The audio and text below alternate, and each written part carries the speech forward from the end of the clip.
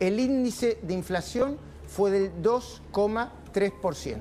Una leve aceleración de la inflación en octubre marcó el 2,3% dentro de lo que preveía el mercado. Carlos Rucauf, ¿es dentro de lo que preveía el mercado esto? Buenas noches. Sí, porque es el mes electoral el que estamos viendo ahora con toda la conmoción que conocimos. Por eso es absurda la declaración de Domingo Cavallo, que ha hecho... ¿Qué dijo Domingo Cavallo? Cavallo ha hecho una nueva objeción al presidente Milei, seguramente parte de la envidia de no haber podido lograr los éxitos de Milei, porque recordemos que Cavallo... Carlos, lo escuchamos, así lo ponemos en contexto. Bueno, cómo no.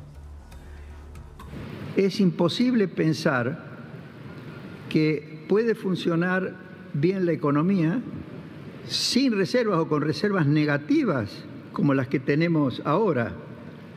¿Quién le va a creer al ministro de Economía o que van a asegurar el techo de la banda si no tienen divisas con las cuales intervenir en caso de que el tipo de cambio se fuera arriba de la banda? Fuerte, ¿no? Está muy crítico Cavallo, ¿no, Carlos? Sí, yo creo que, como te decía, es un poco la envidia que hace que uno dé consejos cuando ya no puede dar malos ejemplos. Domingo Cavallo es el rey del corralito. Es el señor que por su obsesión con la rigidez cambiaria nos sacó a millones de argentinos nuestros depósitos que desaparecieron volatilizados por una medida cuando Fernando de la Rúa le dio a Cavallo un poder casi presidencial. Cavallo volcó la calecita porque cuando era ministro de Economía de Menem había un jefe. Él no es jefe, no lo pudo ser nunca. En cambio, hoy hay un presidente economista, lo que hubiera querido ser Cavallo, que lleva a la Argentina por el camino que debe ser. Recordemos esto. La convertibilidad de Cavallo viene primero de otro despojo, porque él le pide al presidente Menem, antes de asumir, que el ministro anterior, Herman González, haga un plan Bonex, es decir, congele los depósitos de la gente. Milei se negó a esto. ¿Cavallo a Herman González? Fue una exigencia de Cavallo a Menem que Herman González, antes de que asumiera Cavallo, hiciera el plan Bonex para limpiar la cancha. Bueno, eso no lo hizo Milei. Milei no hizo un plan Bonex, se bancó la que venía e hizo toda esta transición haciendo algo que tampoco hizo Cavallo, que es acabar con el déficit fiscal. Una de las razones por la que Cavallo termina fracasando cuando de la Rúa le da poder es que no se bajó el déficit fiscal como lo hace Milei. Ahora Milei hizo el camino inverso, baja el déficit fiscal, hay equilibrio y cuando llegue la inflación otra vez a 0 o a 2% anual, que sería la complicada con Estados Unidos,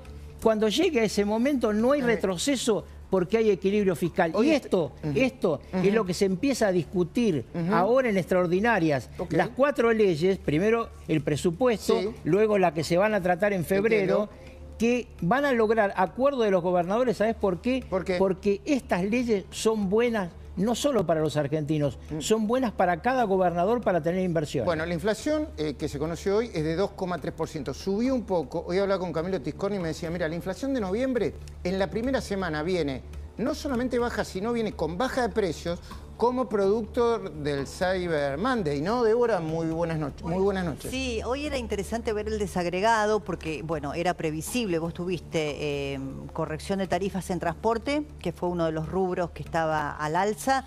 Después tenés todavía todo el tema de los regulados y, bueno, la intención del gobierno de ir quitando la política de subsidios. Eso siempre tiene un impacto inflacionario. Y yo suelo mirar mucho la inflación en alimentos, que históricamente, sobre todo en la última etapa del gobierno de Alberto Fernández y Cristina Kirchner y Sergio Massa, cuando teníamos la inflación descontrolada, alimentos siempre estaba por encima de la media. Sí. Bueno, nosotros veníamos con alimentos por debajo de la media, esta vez fue empate, 2.3 también para la inflación en alimentos, pero claramente es un proceso de desinflación, ¿no? Que todavía es altísima e incompatible con la vida económica, pero es un camino. Hay un cambio fuerte en la canasta de consumo que lo tiene que volver a medir con otro sistema, el INDEC, que lo va a terminar midiendo. Por otra parte, los mercados, que obviamente la gente no come con lo que dicen los mercados, están bastante tranquilos. La baja del riesgo país es determinante. Lo veníamos hablando con Emilia Orozco antes de que se sumara al programa. Emilia, muy buenas noches. La primera mirada sobre el tema inflación, por favor. Buenas noches. Lo escucho atentamente a Cavallo y la verdad que parece un déjà vu, ¿no? Hay muchos del pasado que quieren venir a darnos lecciones de cómo gobernar un país. Yo les pediría un poco de respeto. El gobierno está tomando las decisiones correctas, por algo el acompañamiento en las urnas. Recordemos que este número también tiene que ver de un mes que ha sido con muchos cimbronazos en la Argentina, en medio de una contienda electoral, de muchas especulaciones, de una oposición que quería romper todo, ¿no? Cada sesión que querían convocar en el Congreso era para hacer un agujero fiscal. Okay. Esto es el resultado de un orden económico, monetario y sobre todo de decisiones firmes. El presidente no se corre un centímetro del objetivo y es frenar la inflación y sacar del país adelante. Ahora la seguimos con los temas del día de la última hora, pero ahora hay una información urgente, la que te veníamos anticipando. Dale.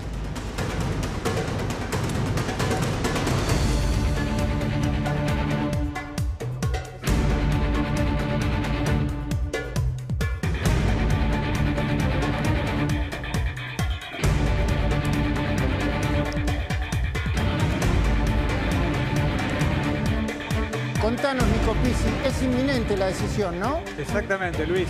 En minutos, el Tribunal Oral Federal número 4 va a rechazar, por la información que tenemos, un planteo de la defensa de Julio De Vido para que no se ejecute la pena y, por lo tanto, el ex ministro de Planificación se va a tener que presentar mañana y va a quedar detenido. Bueno. Esa es la información de último momento. A ver, está bastante discutido todo. ¿Por qué? Ayúdame, Nico, Silvina. De Vido efectivamente tiene más de 70 años. De Vido efectivamente tiene diabetes.